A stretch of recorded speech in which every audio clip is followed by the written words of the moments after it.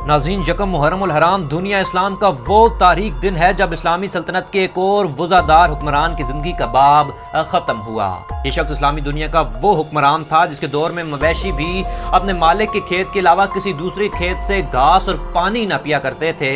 इस दौर में गवर्नर अपनी रियाया के लोगों से ऊंची आवाज़ में बात करते या सज़ा के तौर पर कोड़े मारते तो ये शख्स अक्सर हुक्म देता कि उस गवर्नर को भी सबके सामने उतने ही कोड़े मारे जाएं जैसे बिला वजह उसने मारे। 22 लाख मुरब्बा मील यानी आधी दुनिया पर हुक्मरानी करने वाला ये शख्स अपने सर के नीचे ईंट रखे दरख्त की घनी छांव में सो जाया करता था। इसका खत खोलने से पहले वक्त के बादशाह कांपा करते थे। सख्त रोटियों को अपने घुटनों से तोड़कर और अक्सर पानी में डुबोकर खा लिया करता था और जब कोई जंग जीतता तो अक्सर माले गनीमत इस घर से खुद तकसीम न करता कि इसमें मौजूद इत्र कहीं उसके अपने कपड़ों पर न लग जाए और इंसाफ न हो सके। इस्लामी दुनिया के इस दलेर, निडर और अदल पसंद हुक्मरान को दुनिया आज उमर इब्न खिताब के नाम से जानती है।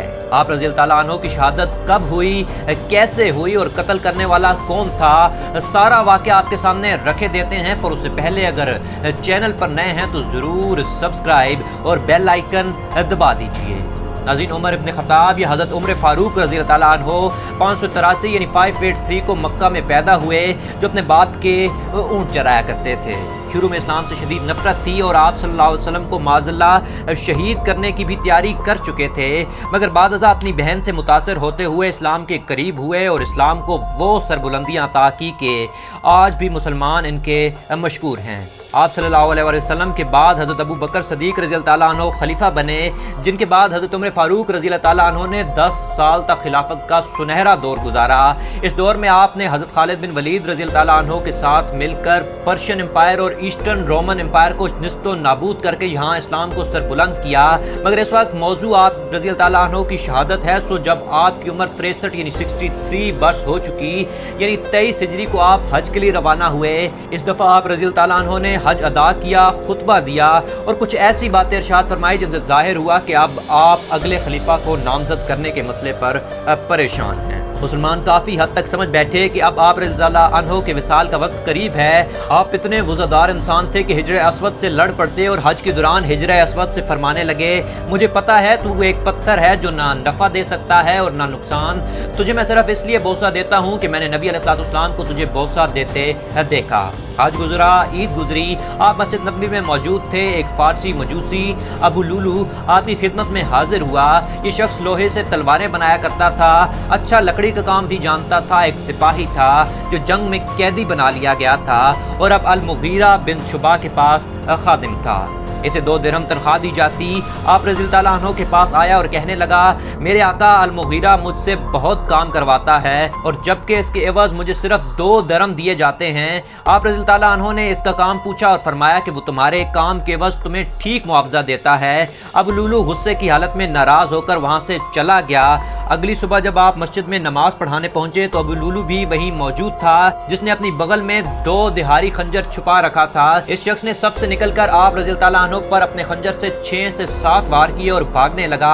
इस दौरान इसके खंजर से करीब 6 और सहाबा कराम रज़ी अल्लाह अन्हु भी शहीद हुए और बाद में इस मजूसी ने उसी खंजर से खुद को कत्ल कर दिया।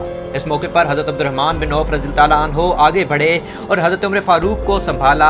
इन्हें इनके घर ले जाया गया, जहां इन्हें दूध पिलाया गया तो इनकी आंतों से बाहर निकल आया। कुछ सहाबा कराम दूर किसी हकीम की तलाश में निकल दिए।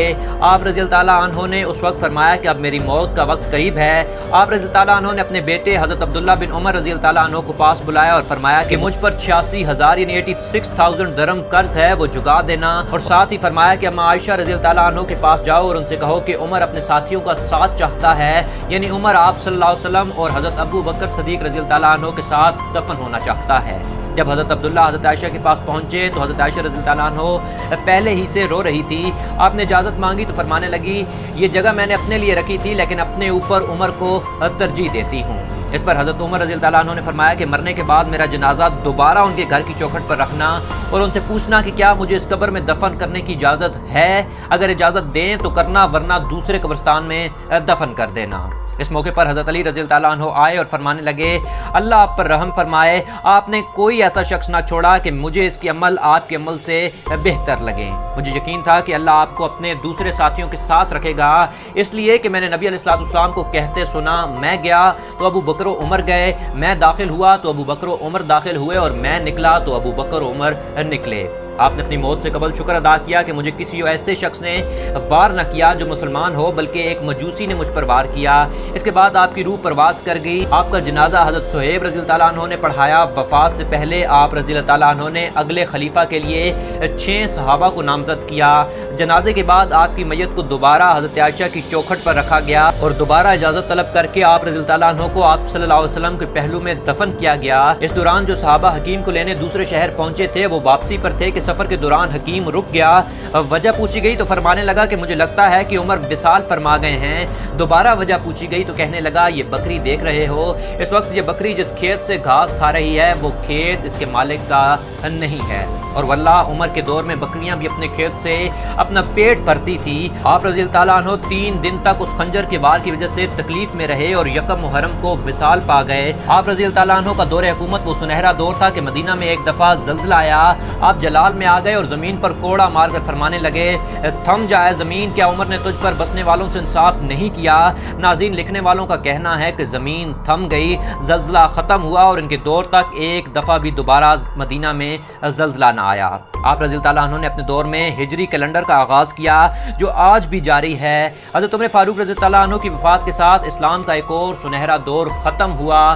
یہ تھی مسلمانوں کے سالار اعظم کی نایاب کہانی۔ حضرت علی رضی اللہ عنہ کی شہادت کا قصہ جاننے کے لیے اسکرین پر کلک کریں، اور ویڈیو پسند آئی تو حق ضرور ادا کر دیجیے۔ اللہ حافظ۔